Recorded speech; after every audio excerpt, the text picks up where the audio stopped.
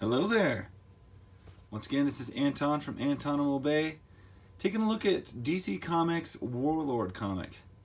Our special guest action figure are Gladiator and I believe his name is Tyre. Anyway, a couple of major Mohawk brothers, and we got another Mohawk going on here. I just felt like it all went together. Anyway, Warlord comic is a comic that I was not terribly familiar with. I had come across a few issues, and it really occurred to me, oh my gosh, these covers are great. They're really beautiful. They're really well drawn. And so I've started hunting these things down.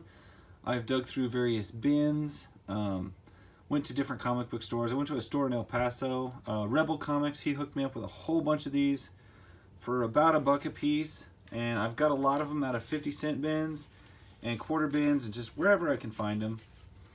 And so anyway, I'm going to just go through them and you judge for yourself. These covers are amazing. They're sci-fi, they're barbarian, they're weird. They're a little bit D&D even. You know, they have a little bit of everything going on. The premise of Warlord is he's like a pilot from a modern era who found himself lost in this strange primitive land, swords and sorcery and whatnot, which is why even though he's half naked and runs around carrying a sword, he's also almost always, you can see he's got a pistol on his hip, which is kind of cool. So he's like a white-haired barbarian dude who also usually has a piece, which I thought was just clever as all get out. That's actually from a different Warlord series, but it is one that I have. Yeah, like I said, he's always got the gun on his hip.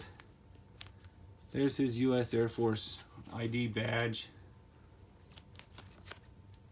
Beautiful covers, great plot, great stories.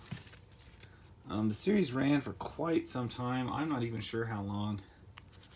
I'm still fairly new to it, but I did really push hard and track me down a bunch of them. So that's what we're doing right now. There's issue 109. You can tell it's an older book. And there's another factor, dinosaurs. It's got more than a few covers that have dinosaurs and dragons on the cover. Scanty clad barbarian wenches. Sword fighting. There's so much good stuff. Oh, there's a duplicate. Tried to pull those out. See, you've even got a ninja there. The series pretty much hits all of the good points. Everything you look for in a good comic book, and this has pretty much got it in it.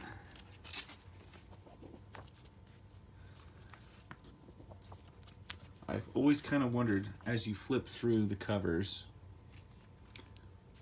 like I've heard like different artists say, oh gosh, when you work with Green Lantern, you go through so much green paint and green coloring, and when you work with Hulk, you go through so much green paint and green coloring. And I've always wondered with like the Warlord, how much skin tone, peach color do you go through? The guy basically wears nothing, and like some feathers on his head and like a little furry claw thing. How much of that, flesh tone paint did they end up going through for this series? Because I don't know, it cracks me up to think about it, because it seems like he's always, you know, not wearing nothing. I just thought it was funny. Just a funny thought there. Issue 82. There he's got a machine gun. Issue 69. Issue 73.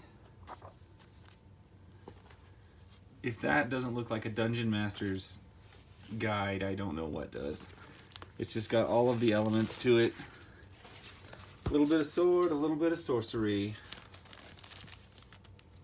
Let's see, we've got, looks like annual number 1. Got a bunch of the annuals. I'm not sure where I got those. They're a little bit rougher condition, or at least the bags are. That guy looks like a Thundercat villain.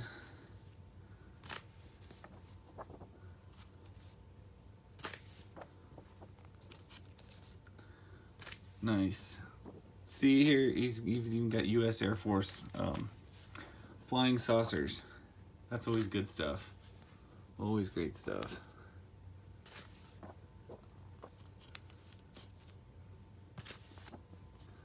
And this, there you go again, dragon cover.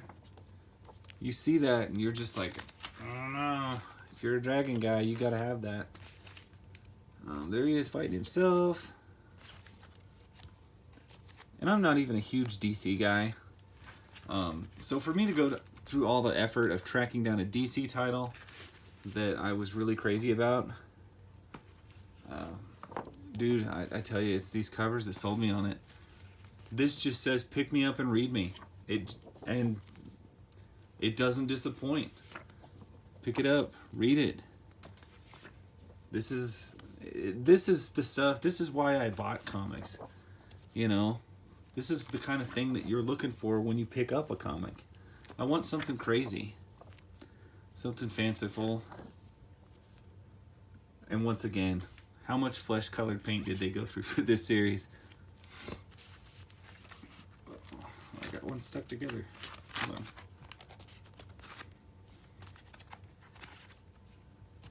on. 100th issue, double sized.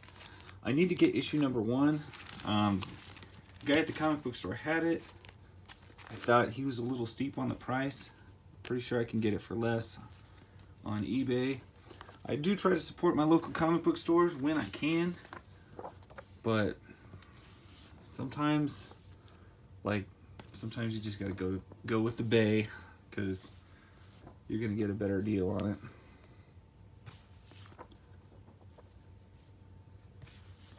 Let's see. I have a lot of issues of this. I didn't realize I had quite so many. That's cool. I don't know who he's fighting, but he's got a chainsaw.